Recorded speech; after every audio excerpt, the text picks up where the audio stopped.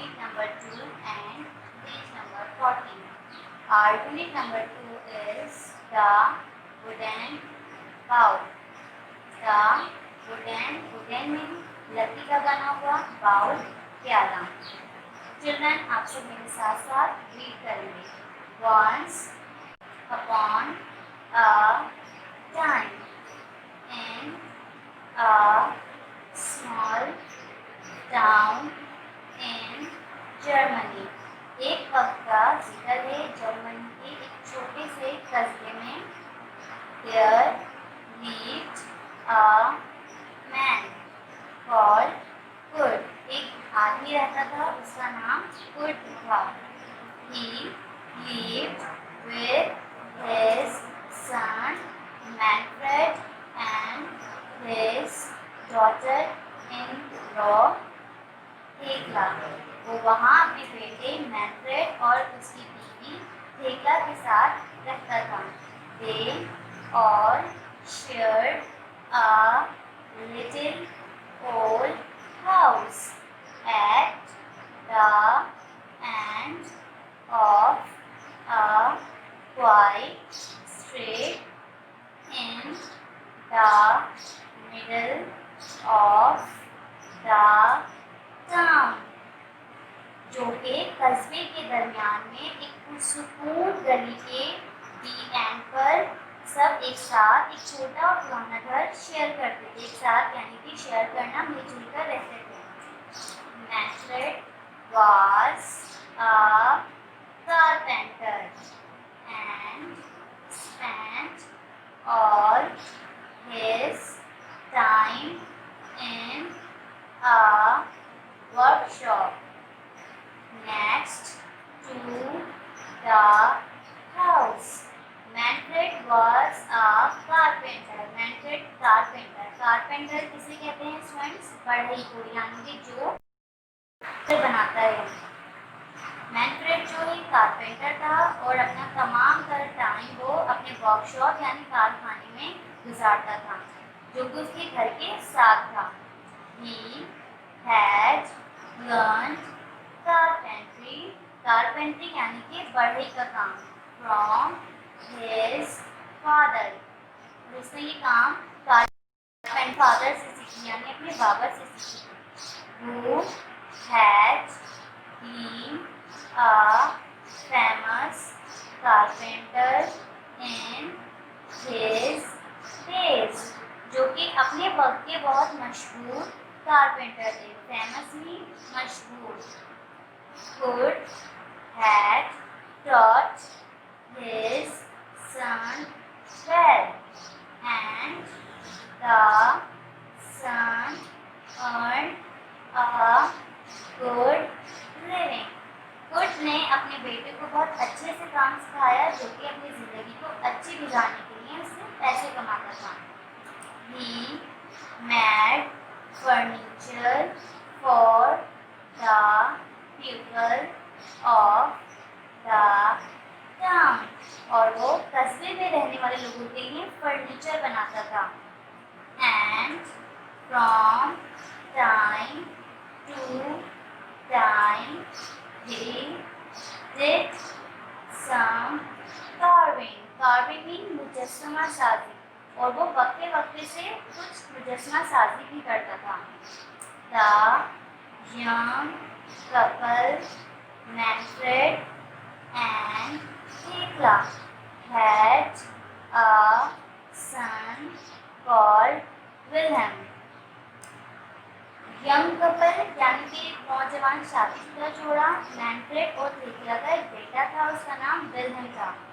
The boy liked to sit in the workshop and watch his father. लड़के को अपने father, अपने बाबा के साथ वर्कशॉप कारखाने में बैठना और उनको देखना बहुत अच्छा लगता था. As he grew older, और वो जैसे जैसे बड़ा हो रहा था, he helped his father by fetching and caring things. अच्छा जी, वो जैसे जैसे जब लड़का बड़ा हो रहा था तो अपने पापा की हेल्प करता था चीज़ों को दिलकश और पुरकशिश बनाने के लिए और चीज़ों को एक जगह दूसरी जगह लेकर जाने के लिए। फैचिंग मीन दिलकश पुरकशिश।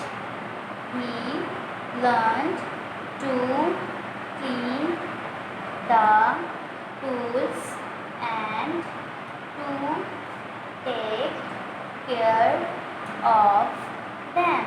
उसने सीखा कि टूल्स यानी कि आलात को किस तरह से साफ करना और उनकी हिफाजत कैसे करनी है। He learned how to use a saw and a hammer and a chisel. उसने सीखा कि आसा में आरा, हैमर हथौड़ी और चिजल छीनी को किस तरह से इस्तेमाल करना है। And his grandfather taught him to carve wood into wonderful shapes. और उसने अपने ग्रैंडफादर से चीज़ों को खूबसूरत शक्ल में किस तरह से लकड़ी को कट करना है, इससे अपने ग्रैंडफादर यानी कि दादा से सीखा। The grandfather was very old now and getting older every day. और उसके दादा जो हैं दिन ब दिन बूढ़े होते जा रहे थे। He was not very strong और वो बहुत ज़्यादा ताकतवर नहीं थे। His eyes were dim and he could not see well. और उनकी आंखें कमज़ोर होती जा रही थी और ठीक से वो नहीं देख सकते थे। Sometimes कभी कभार his hands shook, उनके हाथ कँपाते थे। And sometimes he sat in a chair and nodded. और कभी कभी वो चेयर पे बैठते और वहीं सो जाते। In the evenings, शामों में, when they all sat down to dinner at the table. और शामों में बहुत सारे शामों में वो सब मिलकर एक साथ डिनर करने के लिए टेबल पर बैठते थे। Manfred and थेक्ला used to get angry with the old grandfather. और जो मैनफ्रेड और थेक्ला जो है बूढ़े दादापू से गुस्सा होते थे, उन पर उनसे नाराज़ होते थे। He was slow and clumsy. वो बहुत सुस्त और बेसलीका थे। Sometimes he broke a glass. कभी कभी ब्रोक मीन तोड़ना, कभी कभी वो ग्लास को तोड़ देते थे। Sometimes he dropped a spoon. कभी कभी वो चम्मच, स्पून मीन चम्मच, ड्रॉप मीन गिरा देना, कभी कभी वो चम्मच को गिरा देते थे। And sometimes he spilled soup on his clothes. और कभी कभी वो सूप को अपने कपड़ों पर गिरा लेते थे। He was an old man. After all, वो एक बूढ़े आदमी थे। One day, एक दिन, during the evening meal, शाम के खाने के दौरान, the old man dropped his plate on the floor. बूढ़े आदमी ने अपनी जो प्लेट फ्लोर में फर्श पर गिरा दी थी। Crash, it smashed into 100 tiny pieces and the food fell all over the place। और जैसे इन्होंने अपनी प्लेट गिराई तो उस प्लेट टूट फूट के बहुत सारे टुकड़ों में तब्दील हो गई और पूरे उनका जो खाना था वो सारा ज़मीन पर गिर गया। Thekla and Manfred began to clean up the floor, but how angry they were। Manfred और थेकला फ्लोर को साफ करने लगे, लेकिन वो बूढ़े आदमी से किस कदर गुस्सा नाराज थे। After that accident they bought him a cheap means सस्ता wooden bowl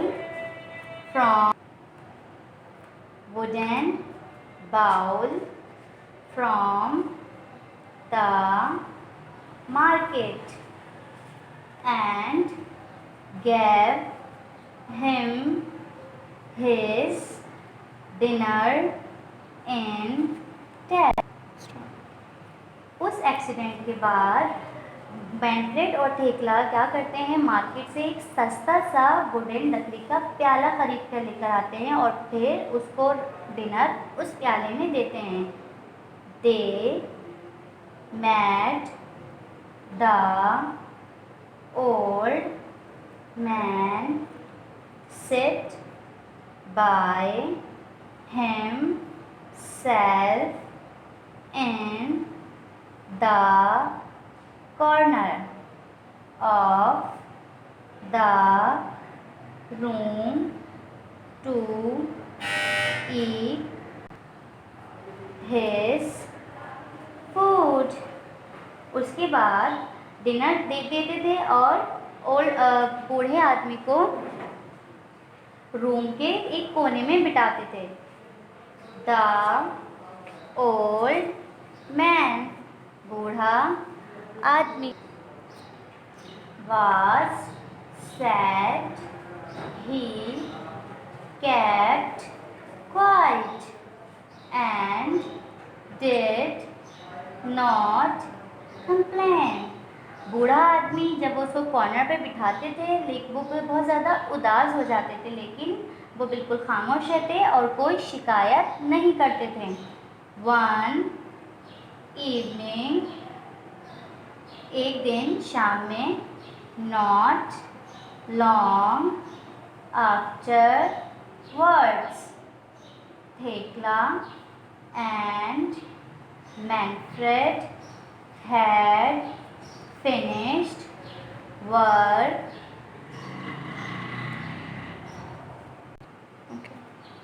Thekla and Manfred had finished work for the day and were preparing means तैयार करना, the evening meal।